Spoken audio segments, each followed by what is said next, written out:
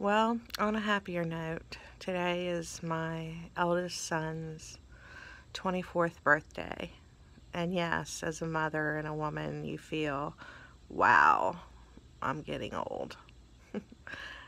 And let me give you a little background about my beginnings of motherhood, which didn't start until my mid 20s. Now, I was married when I got pregnant for him, but nothing to wake you up like a pregnancy to realize this is not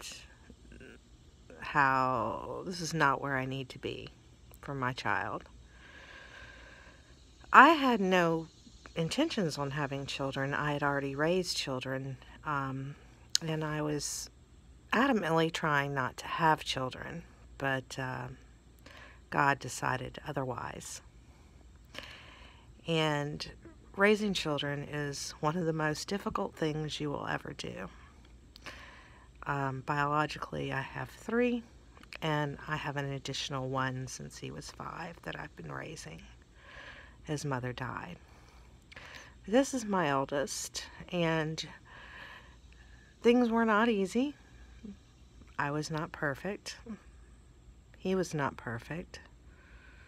And you always have in the back of your mind about how you could have done things differently, the mistakes that you made.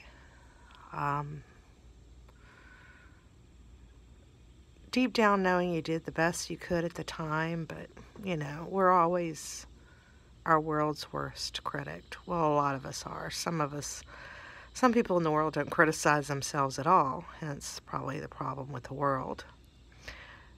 And I wished my son a happy birthday via text because he's at work. First I tried to call him and he didn't answer, and I didn't expect him to answer. But he sent me back this text message when I read it, I laughed and cried at the same time.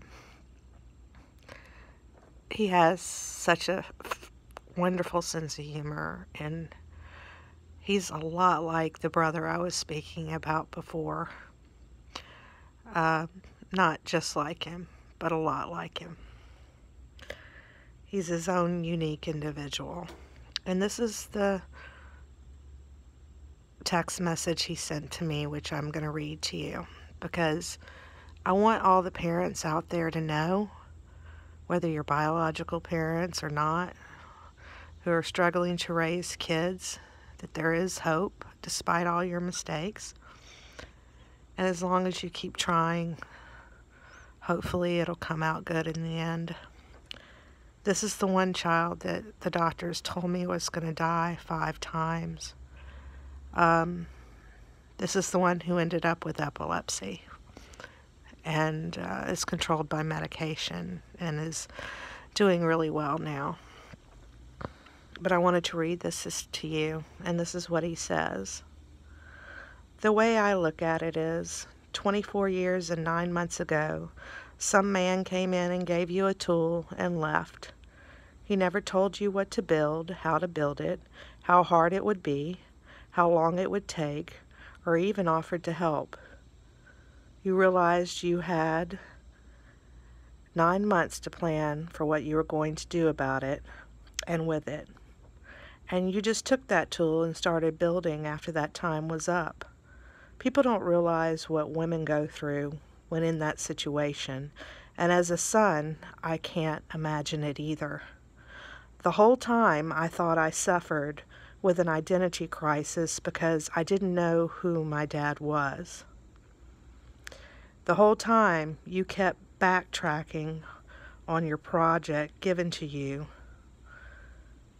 to start sealing leaks and fixing things along the way while you were building. The project's never over, and it's not easy to see what you never knew, what you were building. Looking 24 years into it, I'd say this impromptu construct turned out all right. I appreciate it. I'll never fault you for needing help. I'll never fault you for wanting to give up sometimes. I'll never fault you for mistakes made along the way. I'll never fault you for the spankings because of frustration. You took it and ran with it. I can appreciate that. You weren't always perfect, but you were always there when I needed, just building away. You'll always be what I wanted as a mother and who I want in my life. He'll always be the guy that handed you a tool and left. I'm glad to have watched and learned from the builder instead of chasing down the helper my whole life. What a gift. What a gift. I thank God for stepping in and giving him to me every day. Have a good one.